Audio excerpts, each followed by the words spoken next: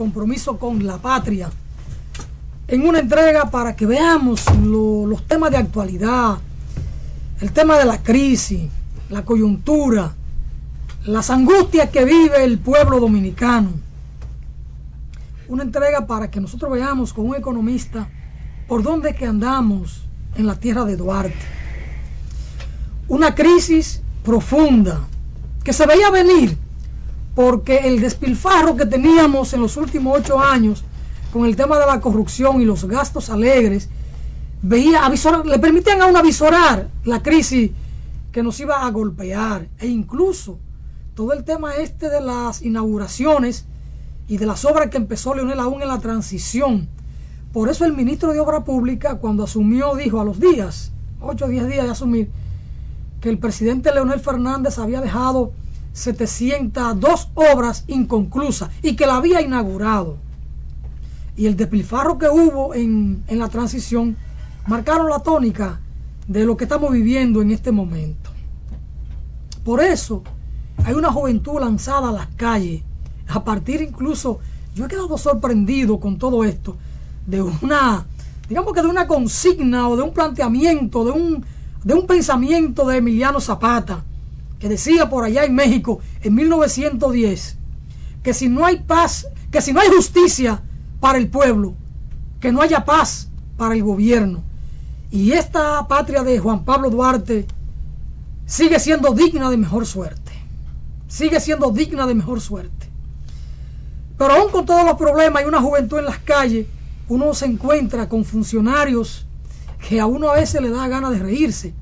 Por ejemplo, Pina Toribio, ese hombre de poco hablar, y que es uno de los pocos funcionarios del gobierno del PLD que tiene una relativa aceptación en la sociedad dominicana, porque él es muy palco, es un académico que procura hablar poco, pero anda diciendo ahora que hay sectores en la sociedad que exigen lo que no se le puede dar, como que estamos exigiendo demasiado. Pero Pina primero debió exigirle a Leonel, a su gobierno y a su propio partido que no llegaran tan lejos en el tema de la corrupción, en el despilfarro, para que entonces ahora él no tenga que pedirle esto a los sectores que están reclamando. Y es todo el pueblo que está reclamando, porque esta crisis golpea a todos, sobre todo a los pobres, por supuesto, a los que se llevaron el erario para su casa o para los bancos, o los que pusieron el dinero fuera del país, no sienten el golpeo de la crisis. Entonces, bueno, uno tiene que oír estas cosas de un Pina Toribio, una persona a la que uno le conserva un gran respeto, de los pocos funcionarios del PLD que uno puede tenerle todavía ese sentido de admiración. No es que por su mano o por su firma no hayan pasado cosas que uno no sabe, pero su actitud de ser un hombre decente, de ser un funcionario respetuoso, hacen que uno le tenga un cierto respeto. Pero decir esto, carajo, don Pina, profesor, así no. Usted muy bien sabe por qué el pueblo está en la calle protestando. Pero bueno, hay cosas que Danilo también se la ha ido ganando. ¿Por qué Danilo deja a todos esos funcionarios ahí que fueron corresponsables de la fosa fiscal que hoy vive la nación? Y digo fosa usando el nombre o la denominación que le dio el padre Regino Martínez allá en la lejanía de la frontera en Dajabón, en mi amado pueblo. Por aquí se habla de un hoyo fiscal. Regino habla de una fosa fiscal. Y Regino dice, es una fosa porque el hoyo con Hipólito 2003-2004 fue de 55 mil millones de pesos. Pero esto hay que multiplicarlo por 4, este hoyo. Entonces se convirtió en una fosa fiscal. Entonces de estas cosas hay que hablar. Hay que hablar y hablar a fondo. E incluso yo me he leído detenidamente la denuncia penal que hizo don Guillermo Moreno por ante la Procuraduría General de la República, y las cosas que allí se ven de manera organizada son cosas que el pueblo la conoce, pero don Guillermo Moreno y su equipo de abogados la organizó a los fines de hacer formalmente una denuncia penal por ante la Procuraduría General de la República. Y ahí hay que ver cómo fueron sobrevaluando cantidad de obras, centenares de obras, algunas que las sobrevaluaron en $300,000, que cuando usted lo lleva eso a peso, hay muchos millones de pesos. 12 millones. y hay otras que fueron sobrevaluadas en cientos de millones. Yo tengo aquí el listado porque tengo en mis manos la denuncia penal de don Guillermo Moreno, y esto causa espanto.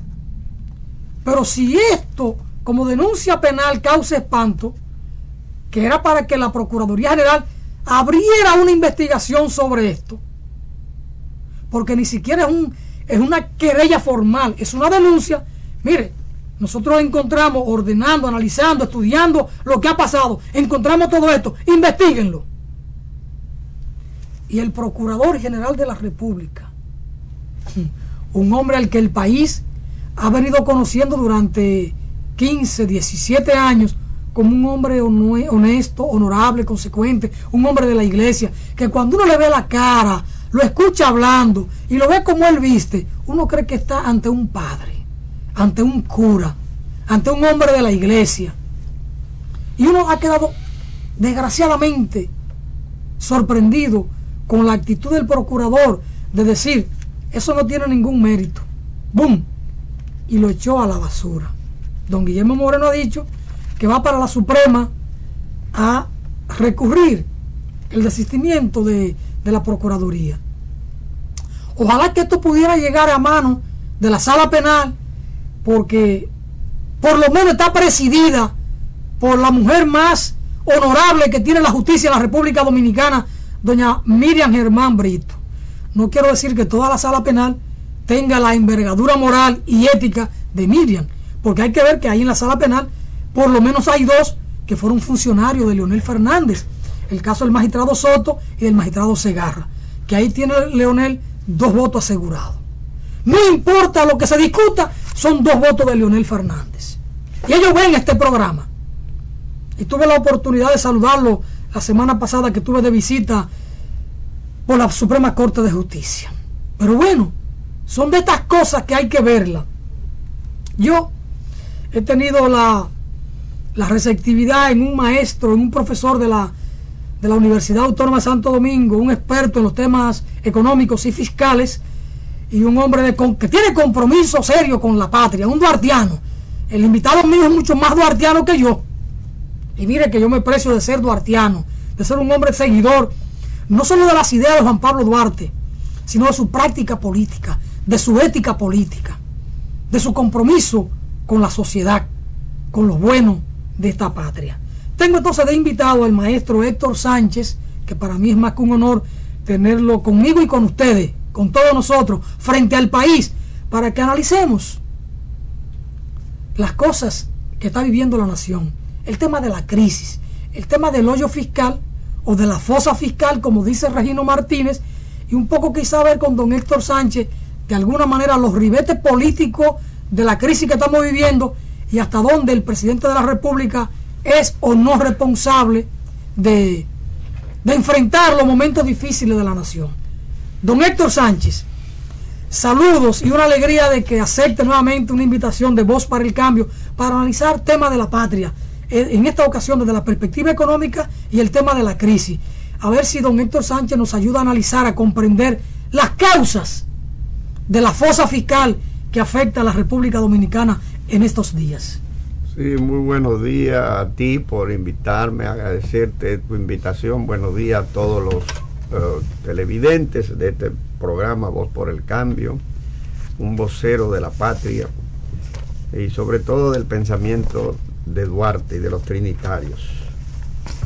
Bueno, yo diría que las causas que generaron esa fosa fiscal, que es mucho más que un hoyo, una fosa es algo mucho más grande que un hoyo, y es así, está en que en el presupuesto de este año se le autorizó a Leonel Fernández tener un déficit de 33,000 millones de pesos, y Leonel lo llevó a 187,000 millones de pesos, 154,000 millones más, sin que se lo haya aprobado el Congreso y ni se le haya autorizado que lo haga. Y eso tiene su raíz principal en que el PLD, con Leonel a la cabeza como presidente de ese partido y líder principal, se propuso mantenerse en el poder y derrotar al PRD con Hipólito Mejía. Y Leonel ya lo había dicho desde Nueva York que iba a invertir 40,000 millones de pesos para lograr ese objetivo político. Pero no invirtió 40.000 millones de pesos, invirtió 153.000 millones más que lo que tenía presupuestado. De manera que el objetivo está claro, era mantener al PLD con su candidato Danilo Medina Sánchez en el poder para evitar que el PRD ascendiera al poder y pudiera incluso incoar algunos actos contra la corrupción que ya Hipólito había dicho, priorizando a Félix Bautista, que iba a meter preso. De manera que para ello era debido muerte retener el poder, no solamente porque el Estado se ha convertido en la acumulación originaria principal de riqueza de los políticos del PLD y de los políticos que han administrado el Estado desde que se fundó la República, con contadas excepciones hasta el día de hoy. El Estado es la fuente, no es el trabajo honrado, no es la profesión, el ejercicio de la profesión lo que lleva al enriquecimiento ya en República Dominicana o a estar al frente de una empresa, es estar al frente de la administración de un ayuntamiento, de una curul en el Congreso o de un ministerio público o del Poder Ejecutivo. Eso es lo que se ha convertido en la principal fuente de acumulación y de enriquecimiento en los últimos tiempos. Entonces todo el mundo aspira o a ser síndico, vicesíndico, regidor, diputado, senador, o ser director de un área del Estado, ministro o presidente o vicepresidente de la República. Y ustedes dirán, ¿para qué? En la práctica, en los últimos años, para enriquecerse, para ejercer eso como un negocio, como una fuente de acumulación de riquezas. Y el mejor ejemplo de eso son los estados financieros de cada uno de los ministros que hoy tenemos, gente que hace 8 años tenían cheles, que tenían pensioncita de muy escaso monto, y hoy te presentan estados financieros con 40, 50, 20, 30 millones de pesos, que con salarios limitados, como lo que se tiene en el ministerio, con excepción de algunos que se lo han sobrevaluado, no da para acumular ni 5 millones de pesos en 8 años, porque además de eso tiene que quitarle los gastos tuyos personales. Entonces tú dices, bueno, ¿y de dónde sacaron esta fortuna? Claro, del Estado, de los impuestos suyos y míos. Entonces, la otra causa, que además política, es moral. Parece ser como que los funcionarios de los gobiernos y del PLD creen que el tener dinero es lo más importante, el más tener, esa ambición de tener cosas, como tú decías ahorita fuera de cámara. La gente cree que el dinero lo es todo. Como decía el papá mío, hay dinero que te queman la mano, no todo dinero se coge. Entonces la gente ha perdido la moral, y no piensa en su familia, no piensa en el buen nombre, no piensa en el qué dirá la gente, sino, bueno, si yo tengo dinero aquí o fuera del país, yo tengo garantizado mi futuro, porque es una sociedad de consumo, el capitalismo es una sociedad de consumo, y ellos creen que el más tener y el consumir, la dolce vita, la dulce vita o vida, es lo importante, y lo que hay que darle al cuerpo es lo que el cuerpo te pide. Entonces, desde ese punto de vista, moralmente vivimos lo que se llama la relatividad moral, el hedonismo, que decía un papa anterior, es el placer por el placer, y eso ha llevado a mucha gente a perder la perspectiva histórica, el sentido de moral, de compromiso, y entonces pues, desde que van a un puesto lo que están pensando es cómo enriquecerse, no es cómo servirle a la gente y a la nación. Entonces ese es otro problema serio, la pérdida de los valores y el abandono de los valores por la mayoría de los funcionarios lo ha llevado también a esas acciones de rapiña y a ese desmedido deseo de enriquecimiento. El otro problema es la debilidad institucional de este país. Este país es una caricatura de país. Aquí las leyes no se respetan, la Constitución no se respeta, no funciona la separación de los poderes. El poder ejecutivo con el gobierno presidente centraliza de manera autoritaria y autocráticamente todos los poderes. El Congreso está sometido a su voluntad, la justicia está sometida a su voluntad, la Constitución es un pedazo de papel, como dijo Balaguer, y las leyes no sirven para nada. Entonces los funcionarios no le temen ni a los organismos fiscalizadores como Cámara de Cuentas, que se le llama, hoy se le puede llamar Cámara de Cuentos, más que Cámara de Cuentas, porque cuánta auditoría hace